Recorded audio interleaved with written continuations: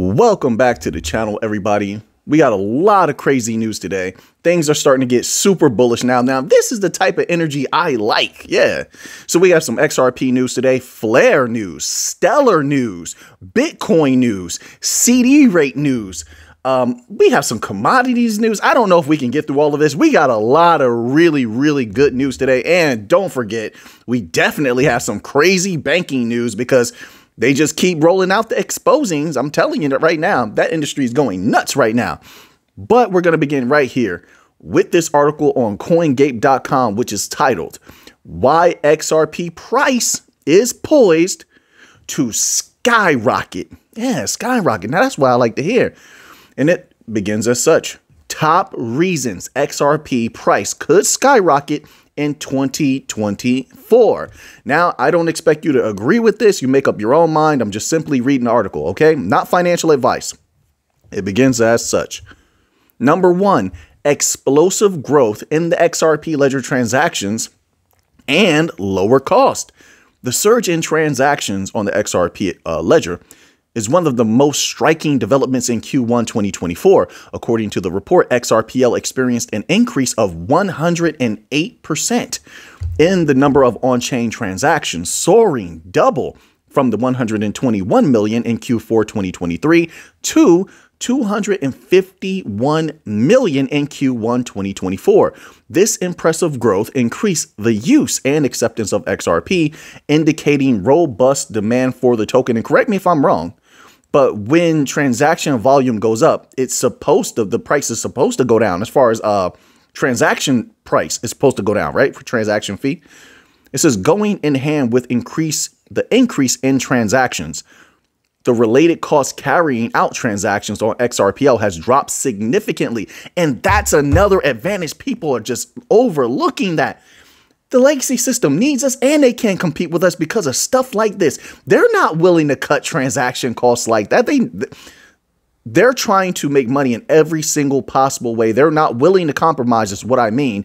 And so they're never going to be able to compete with us with something like this, right? It says the average transaction fee decreased by 45%, 45 to as low as 0.000856. Reduced cost makes XRPL even more appealing for small and large transactions, possibly leading to increased adoption and in turn XRP price increase. We get past this case, like I said, simply because the banks let it be known, hey, first we got to hear that official, it's over, then we'll be willing to, it's not a guarantee, willing to use the system. There's no way that they turn this down. No way. This is my humble opinion. I think we're going to dominate. Number two reason, surge in exchange volumes. Centralized and decentralized exchange volumes have also seen impressive growth. In March alone, centralized spot volumes reached an astonishing 2.93 trillion, a peak not observed since May 2021. This heightened trading activity reflects a renewed interest in the cryptocurrencies, including XRP. XRP's trading volume saw a substantial increase, with average daily volumes reaching 865 million in Q1. Number three, I'm trying to get through these quickly so we can get to the other articles, okay? Number three. And I still have a members only video I'm working on, a requested video, which, yeah, this one right here is put me to the test as a researcher. So I got to get back to that. Number three, Ripple's major technical upgrades and integrations. The XRPL has undergone notable enhancements through the implementation of XLS 30 Amendment, which introduced a non-custodial automated market maker feature, which Brad Garlinghouse was just talking about, how he was so excited about all of this, which is, like I said, that's really interesting how excited he's been lately. Something's going on behind the scenes. That's just how I feel. That's making him extra excited. Number four, evolving regulatory landscape. Did you hear? There was an article that came out. I don't know if I have it here, but where they're trying to pass some sort of legislation. Now, who knows if it really gets passed or not? I don't know. But the fact that they're so close to possibly doing that made the SEC come out and say, hey, if you do this, it's going to undermine our power. What? That sounds pretty good to me. Anyway, the regulation landscape for cryptocurrencies is constantly evolving. The anticipated outcome of the EU's markets and crypto asset regulation, MiCA, and Hong Kong's efforts in the regulating crypto is to provide more market clarity and confidence. Ripple continues to face legal challenges. It's almost over, though. It says, as it disputes the SEC's fines, which could lessen regulatory ambiguity surrounding XRP. Let's be clear, XRP itself has clarity. Conclusion, the XRP ecosystem is set to have an exciting year ahead with substantial growth in on-chain transactions, lower transaction fees, increased exchange volume, and crucial critical enhancements. All right, moving on to this next article here. There's a lot of pollen around here lately. Anybody else getting this crazy pollen everywhere? It's so thick, the pollen, that you could see the green from it just floating through the air. You go outside. Now, I don't know if you like, if those of you who live in a heavily, this sounds weird, a heavily treed area like this. You know what I'm talking about? There's trees everywhere. You know how you live in some areas sometimes. There's almost no trees. You live in that city environment. Sometimes there's barely any trees, you know? But you live in a heavily treed environment. There's this thick green pollen everywhere. You know, and it's like, I'm right behind my bushes right here, outside my window, you know, where the birds usually, that's strange. I haven't heard them either lately. You hear that? Nothing. Anyway, but then again, I'll say this. I think maybe they haven't been around as much because like maybe 2-3 weeks ago, and I don't like when people do this, someone around here must have unleashed their cat. There was a cat. I was going out to, you know, handle my business in the morning. Got to get up, got to get on the grind, make some money, get out there in the morning. And coming across the street was a cat. And I was like, where the heck did a cat come from? Someone must have brought it around here. So when you have a predator that you introduce into the environment, it's going to change things a little bit, you know. So maybe the birds they can't be in the bushes low to the ground. It's right outside my window here. Maybe they can't be there because the cat was crossing over right onto my property. But that's interesting also. There's a dynamic there that's interesting to me because that also leads me to believe that the fox that lives across the street, he must have either left, maybe he moved to somewhere else because most of the other foxes are on the other side of town. You know, you can tell because at night they're all over the place. They're, you know, they're very numerous. There's a lot of fox on the other side of town, and there's a lot of raccoons on the other side of town. So maybe he went over there or he died. One of the two. But the fox usually would keep something like a cat away because the fox is usually all over my property. And I'll say this also. I think the fox, don't worry, we'll get back to crypto. I think the fox also, and you guys let me know if this is your experience, but I think the fox and those group of foxes that are down the street, and they kind of patrol the area usually sometimes. Sometimes during the day, I've seen them very rarely, but mostly at night. They keep away the coyotes, right? Anybody else have that experience? Because I'm going to tell you what, the coyotes, I haven't seen them in a while, but they would not come past a certain point. You know, they would come to a certain, and they would kind of stop. They do their little patrol and they would go back the opposite way. They didn't come over this way. And it was only when the fox would be in this area. And the fox never caused any problems. I just want to say that. So anyway, there's an interesting animal dynamic in this area, and I observe that. I'm very in touch with nature. I like nature a lot.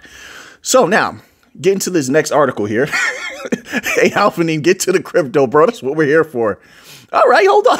Hold on a second. Let me cook for a minute. Let me cook. All right, so now this article, this is an interesting article. All right, don't get on my neck about it. Somebody's like, oh, well, what's this article, Mick? This article is titled XRP to $10,000. I'm not saying it. I'm just reading the article. I like the article. That's it. It's not for you to be convinced XRP is going to 10,000. I'm just reading a fun article, okay? It's not financial advice. I know some people, they don't like that. Anyway, XRP to $10,000. Experts give reasons why it's inevitable. This is someone's opinion, okay? We're clear on that. We're clear. All right. So people get upset by those high predictions. I read the low predictions. I read the high predictions. I don't take them personally. I make up my own mind about how I feel about these things. Eduardo Farina, this is who's saying this, CEO of Alpha Lions Academy. That's a powerful name. And Versan Al-Jara, Black Swan Capitalist founder. Now, I always like that name. Is just cool. Lay out their arguments about why they deeply believe a $10,000 price point is realistic or, quote, inevitable for XRP. Like I said, there's a lot of bullishness right now in the market, not just with XRP, all over the place. Farina and Al-Jara weighed in on the speculative subject in a recent podcast shared on their social media handles. All right, tell me what they said. Al-Jara's perspective stemmed from the speculative view that central banks and major financial institutions like the IMF would be the ones to, quote, set, unquote, the price of XRP. But why would you think that? I don't understand. You're going to give more detail. Why would you think that they would set the price of XRP? Now, is there a possibility, not a guarantee, that they could utilize something like XRP? Sure. They have great connections with XRP. You know that. We even saw one time where they did a presentation for the IMF. And so and Ripple has great ties with a lot of central banks. So but I don't see where you would get the evidence that they might set the price. I don't know. They could drive it up. I mean, there's a lot of different ways that you can manipulate price, right? But anyway, it says he likened it to the scenario that plays out when companies attempt to go public, wherein they set higher initial prices for their stock. Essentially, he asserted that these prominent institutions, quote, will set, unquote, a high initial price for XRP, similar to setting an IPO price. According to the community pundit, this is to ensure its functionality as a settlement mechanism for large transactions. Okay, I see where you're coming from. I still would need more evidence, just my humble opinion, no disrespect. But I see where you're coming from as far as liquidity and covering a large portion of cross-border payments. Okay. Al-Jara believes XRP's unique technology and increasing adoption will drive its liquidity value even higher. Really? Wow. He argued that XRP has to attain expensive targets like $10,000 for it to become well-suited and more universally accepted for settlement transactions. Says XRP at $10,000, quote, is realistic, unquote. Similarly, Eduardo Farina asserted that the $10,000 outlook for XRP is realistic due to its underlying technology and the crypto market's early stage. He pointed out that the crypto market is around $2.3 trillion. So there is plenty of room for expansion in the next 5 years. That I can agree with. Yeah, I think crypto is still in its baby phase, its nascent stage. And a lot of things, not just XRP, a lot of things will go much higher, but over time, right? Furthermore, it says Farina argued that XRP is a superior payment vehicle. I agree with that. And has prospects for tokenizing assets like gold, real estate, and luxury goods, which is, I'm glad you brought that up. Now, I don't know how high XRP is going to go. We'll see. I don't feel like having to whip out a crystal ball anyway, even if I had one. But this is one of the reasons why we just had that announcement of Ripple saying, hey, we're going to be getting deeper into Africa. Now, you saw something interesting. If you're observing everything, you saw Ripple say we're going to go expand in Africa, right? Then the next day, Stellar comes out and pretty much, I'm paraphrasing, of course. But if you saw the post that Stellar made, because there were articles written on it, they were talking about, hey, listen, this is what we're doing in Africa. The day after, see, there's a battle over Africa for a reason. The real world asset tokenization, let me tell you, a big part of that is going to come out of Africa. The commodities they can pull out of there. Now, that doesn't mean people should forget about Latin America, where Ripple is deep, Stellar is deep, Algorand is super deep there, Quant is super deep there also. Don't forget that. You know, these are just variables that I'm keeping in mind that could bring large value at some point, I don't know when, to these Bankcoin blockchains. All right, let's move on from that article here. You know, I probably should skip a few of these. I have two more XRP based articles, but let's skip those to save some time. And we're going to go to, oh, here we go. We got our first dire warning. This article is literally titled that. So I hope people don't think that I'm just pulling titles out of the air. A lot of times I might paraphrase, if they have a good title on an article, I might paraphrase it, or I might use that title directly. I try to keep the titles as accurate as possible, but look at this. They keep on coming out with warnings, unquote. Now, this article is titled Economist Henrik Zeberg, right? Wait, let me click off this ad here. Economist Henrik Zeberg issues dire warning, says Fed cannot stop major recession at end of 2024. Wait a minute. Now, come on, Mr. Zeberg. Now, come on now, sir. Let's stop playing games. A major recession is a depression, sir. We both know that, but I understand you're trying to not step on the Fed's toes. We're already in a light depression, sir. We both are looking at the M2 money supply, and we know what it's been saying. It hasn't done what it's been doing since the Great Depression and all other depressions. So if we pair that with what you're saying, we're in a depression, or according to you, we're going to be in one. But I would say we've been in one already. Look at everything that's happening. But let's read this a little bit here. It says, a closely followed economist is warning that a major economic event last witnessed almost a century ago will likely rear its ugly head in 2025. However, the economist, and this is another reason why I tell people, not advice, but like save your value. Save something for a rainy day. I'm just saying, you don't have to do what I tell you to do. But if I think the wise would save something for a rainy day rather than spend it and blow it all, because I'm telling you, rainy day might be around the corner. Quote, you may not like it. This is what he's saying. You may not like it. You may not understand it, but the bull market has an end date. This year, a blow off top. First, U.S. markets will explode higher. Crypto and small caps will soar as we see a rotation from large caps and foreign markets. Everybody will become euphoric and once again trust that the Fed will have our backs. But a major recession will set in at the end of the year, unquote. He's pretty certain on this. I think we've already been in a depression for some time, a light version of depression for some time. I think a lot of people they're being forced to adjust. I'm not sure how severe it will impact everyone because there's been so many adjustments. So, we'll see how it all shakes out. And it says, quote, Fed will intervene, yes, but will only create a bounce in markets as they enter with monetary stimulus when recession and deflation stare them in the eyes. They will offset stagflation. Consequence, largest recession and bear market since 1929 in two stages. First, deflation. Remember, we used to talk about deflation. Then bounce. Later, stagflation. In January, and then they go into some more stuff here. A little bit about the stock market, but we'll cover that another time. So let's move on here. So that's the dire warning for the day, all right? So, little bit of Bitcoin news, the big dog, looking pretty good lately. I think I saw it a little bit down this morning. Nothing major, nothing major. This article here is titled, Bitcoin's recent price move is the real deal.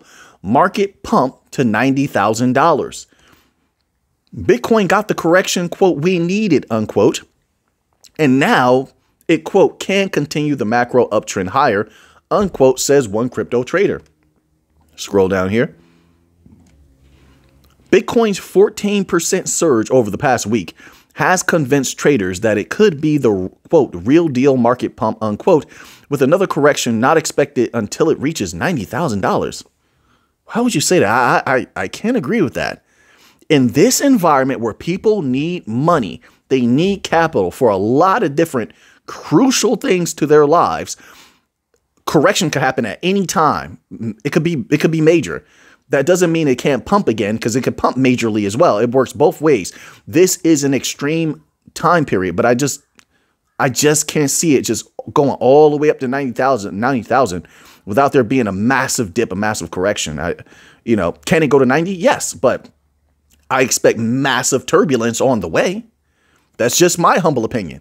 Quote, I believe this is the, quote, real deal market pump, unquote, as fundamentals and technicals are providing confluence, unquote, pseudonymous crypto trader, quote, Roman, unquote, told Cointelegraph. They explained Bitcoin's price decline from its all-time high of around $73,738 to a 21% drop to $58,000 on May the 2nd.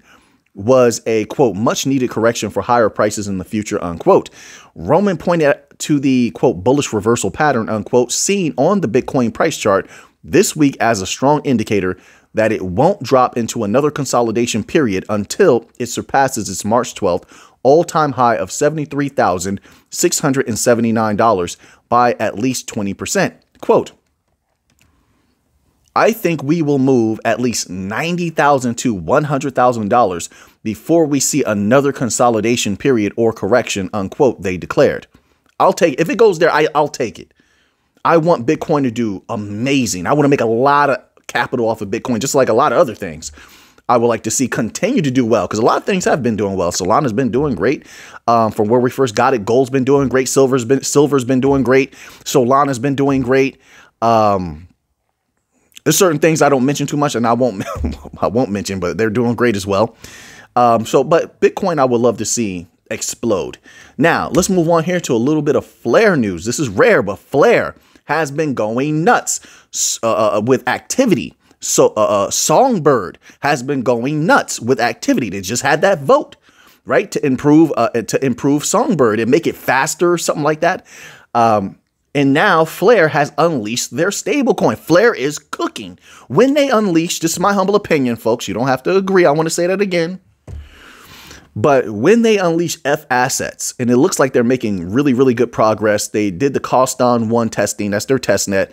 I'm not sure if they have to do cost on 2 or they do Songbird, but Songbird is coming up very, very soon as far as them unleashing F assets. And when that does, I expect Songbird to go nuts. But that's, like I said, my humble opinion.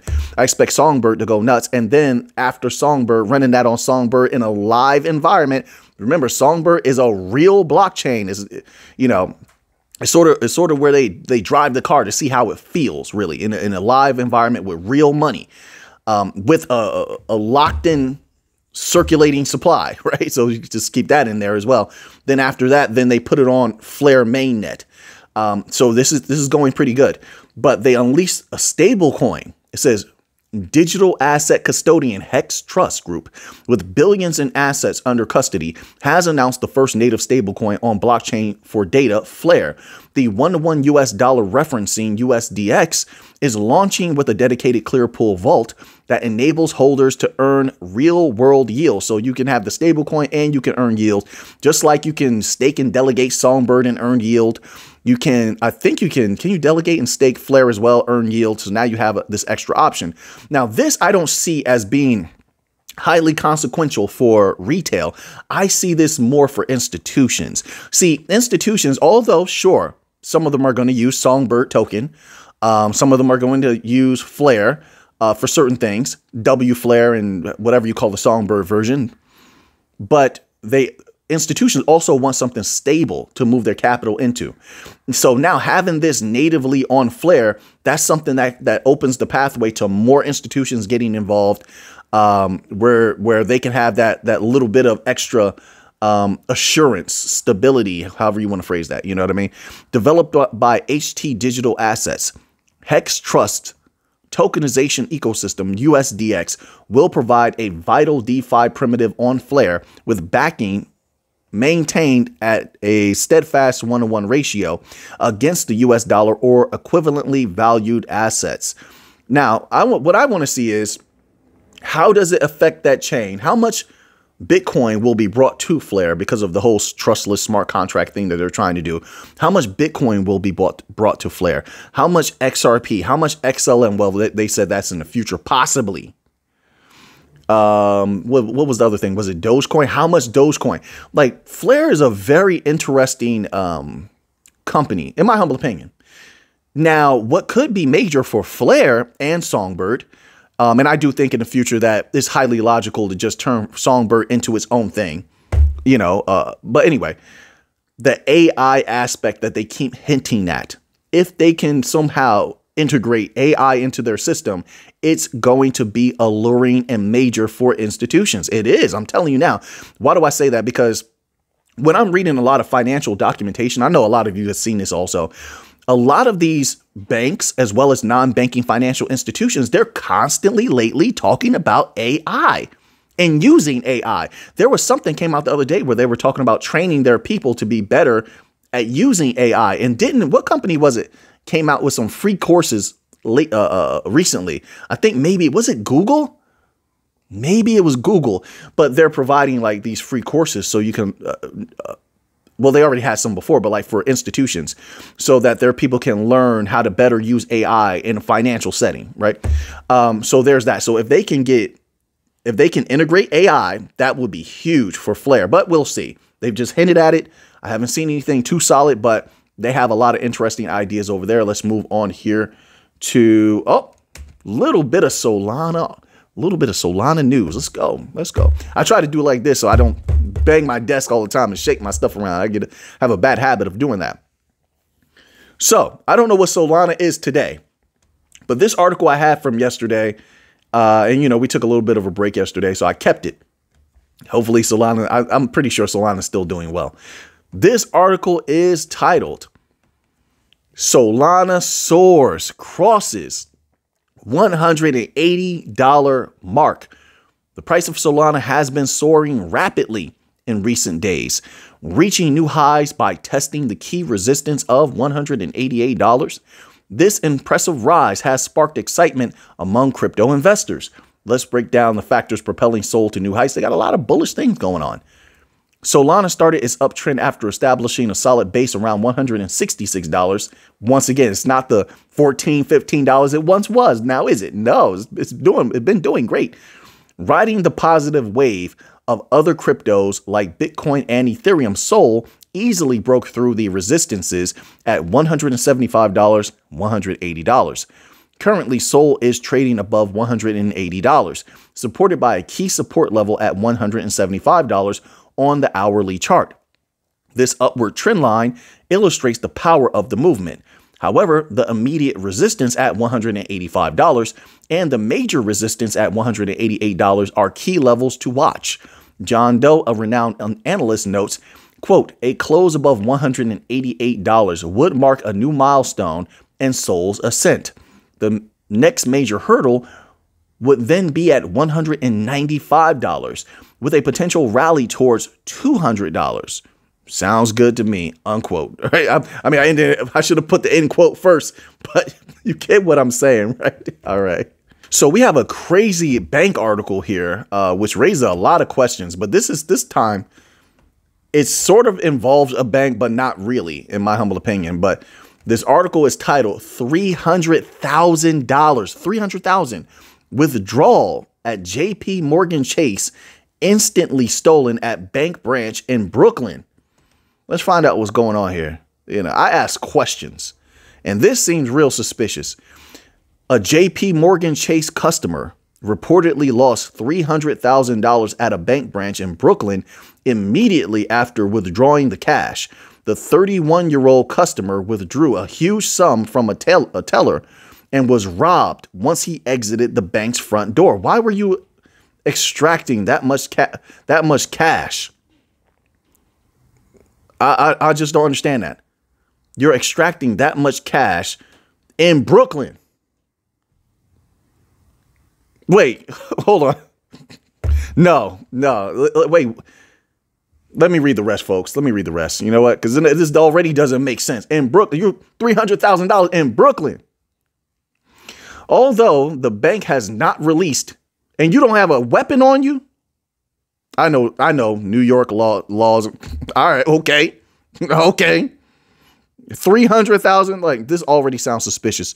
Although the bank has not released a statement on the assault, it provided security footage from the branch showing the alleged robber, which authorities have now made public. You're not going to catch this. You can barely see his eyeballs. Police say the suspect, quote, forcibly removed, unquote, the cash from the customer and rode away on a scooter, which you're not going to identify. They have all them random scooters in NYC now.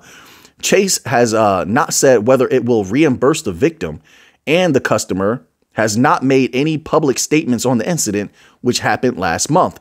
Well, the bank is not really okay, let me play it two ways. Let's ask some common sense questions. How did the robber know to be outside this particular bank? How did they know how much money the person was having coming out of the bank? Is it possible it could have been random, just coincidence? I don't believe in coincidence. I don't. They take you in the back, right? They sit you down. They take out your $300,000. Nobody can see what you're removing. Maybe you made a deposit. How would the robber know? I mean, there's plenty of people coming in and out of banks all the time. Now, maybe someone inside the bank made a phone call. I'm just saying, hey, listen, this guy's taking out 300. Maybe they made a phone call. Maybe not. Maybe the person was sent into the bank to remove the money and give it to the robber, because a lot of people, and this is why I'm telling people, stop flossing, stop flexing, stop shining and showing everything you have on the internet. Oh, I have this, I'm that. And that's exactly how you're going to get robbed, yapped. Like, see, a lot of people don't come from that type of environment. They don't think like that. They just think, I want to show people I'm something. Yeah, and somebody may want to take that something. Like, so what does this person do for work? What did they post on social media? You know, a lot of these young people, they're showing their money off and they want to show they went on a trip. You can't do that everywhere. It's better to be anonymous. It's better to not let anybody know that you have anything. It's better to dress plain. Don't have your Gucci on and all this stuff like that, because you make yourself a target. And sometimes people, just because they didn't come for other people, like you see other people doing that, doesn't mean it can't happen to you. Be plain, be normal. Like Bill Gates. Bill Gates could literally be anywhere, and he just dresses so plain. I'm just using him as an example. He dresses so plain. You see Keanu Reeves taking the subway, so plain. He's not trying to shine at all. And everybody knows Keanu. I'm trying to think of other examples. Like a lot of people, they understand. Don't tempt criminals. So I mean, like, the bank, I don't think the bank is at fault here. There's not, what can they do about somebody running up on you? You're coming out of the bank. Then on top of that, why would you remove that much money? Like I said before, in Brooklyn. Come on, now stop playing around. All of us have been through Brooklyn. We know. You get off, like, we're that's not something you do. Why would you not? Let's say if you wanted to do something like that. Which, once again, I don't know what your purpose was for removing that kind of capital. Why would you not cross? You could cross over a few bridges and be in a nice place in New Jersey and just remove the capital there. Then why are you removing that in cash? You didn't want to just transfer that digitally and maybe store that in gold or something like that, money market fund. Heck, not even a money market fund. You don't want to go to that extent. You want to stick with the banks, a money market account. Like, I just don't understand that. Then it says here, amid a surge in crime, the banking giant said a, quote, small number, unquote, of its ATMs in NYC would be switched off by 6 p.m. Yeah. And then also people have to be knowledgeable enough not to be going to ATMs and removing cash. And, you know, cash can be dangerous. Be careful out there, folks. Crazy article, but it was interesting. It popped up, you know, they give me all types of financial news when I'm doing searches. So now let's move here. All right, back to some money news. CD rates. Here's the CD interest rate forecast for summer 2024. This is from CBS. Is it CBS News? CBS News. All right, it says inflation remains relatively high at 3.4%, higher than the Federal Reserve's target rate. To achieve its goal of lower inflation, the Fed opted to keep the federal funds pause at the same rate as last month's meeting. As a result, interest rates for borrowing products like auto loans and home loans will remain high, at least until the Fed's next meeting.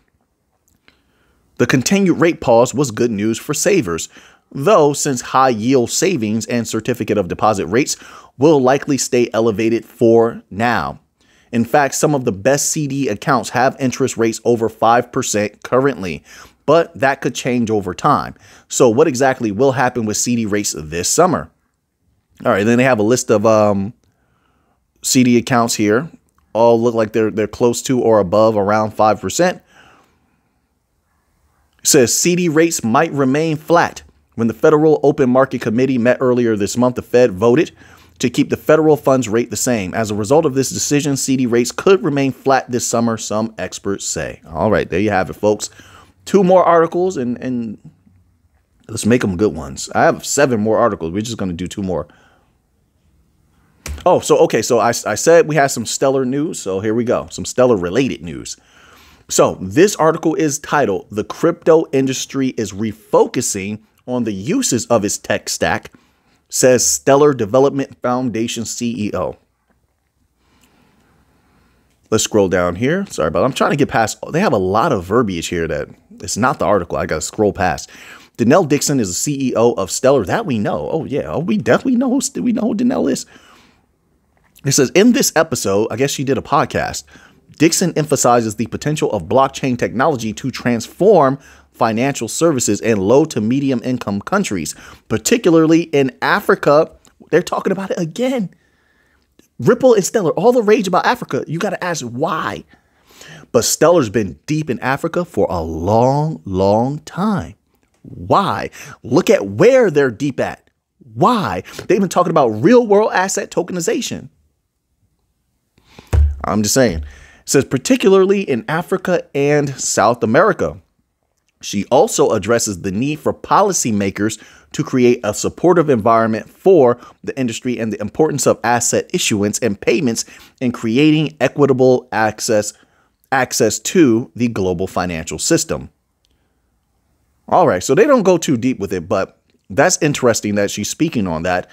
And then mentioning Africa once again. I think a lot of big value is going to come out of Africa. I think Africa it has been on the rise. There's a lot of change happening, not just in Africa, but around the world. So, we'll keep it up to date on it. And we have another bank article, but I wonder if we should end off on this. Let me see what else we have. It's titled "Nothing But Issues," cries a customer. So it's not a positive article. Let's see here. Recession article, Bitcoin article, BRICS Nations article we have. Another recession article. Holy smokes, they're going hard talking about this recession. And we have a mortgage article. Let's see. What do we want to end off with? Let's end off with a Bitcoin article. I want to end off on a positive note. I'm looking at the bank article. This person said, I truly hate First Farmers Bank. Let's not end off on that energy today. Okay, so let's do the Bitcoin article because it might be positive. It's titled "Bitcoin to Chop Altcoin Market Up in Consolidation Period," says analyst Benjamin Cowan. Here's his forecast. It says Cowan warns that Bitcoin and the rest of the crypto markets will likely witness a larger correction once liquidity in the altcoin markets is exhausted. Quote, "My base case," and I've been saying this for months, is that Bitcoin chops the altcoin market up here. And then once that liquidity has been bled dry, then Bitcoin is free to have a larger correction. And again, that doesn't necessarily have to mean all doom and gloom. I don't take it that way. And I humbly disagree with you. But is it possible? Sure. It says, but who knows? That could still be weeks away. It could be months away. I don't know how long the degens are going to hold out. They sure as heck, I'm paraphrasing, he said a little bad word there, have held out longer than I thought they were going up. So then I thought they were going to. I tip my hat to them. My apologies. It's not, see, I don't want people to feel like, well, Alphanim, you don't like to say curse words or you don't support curse words and such. I'm not really concerned with words. Words are just containers for meaning, but YouTube definitely doesn't like anything bad to be said, at least on my channel. So I try not to rock the boat, The analyst also says that the next 2 weeks are going to be, quote, fairly instrumental, unquote, whether Bitcoin will see a correction similar to what happened in mid-2019 when Bitcoin collapsed from 14,000 to below 4,000. Man, you said not doom and gloom, but it kind of doom and gloom, bro. I was hoping for a positive ending to the video. Bitcoin is trading at $70,946 at the time of this writing, but this article was released yesterday, so it may be different today. I think I saw Bitcoin at 69,000 earlier, I believe. The top ranked crypto asset by market cap is up more than 7% in the past 24 hours. Okay, the rest of the articles here, I'll try to post a few of these in the members only section for you. And I'm going to get to working on that members only video that was requested. I'll either be done either today or tomorrow. OK, so now that you have that information, what are you going to do with it? I know what I'm going to do with this. So until next time, everybody, let's get to the money.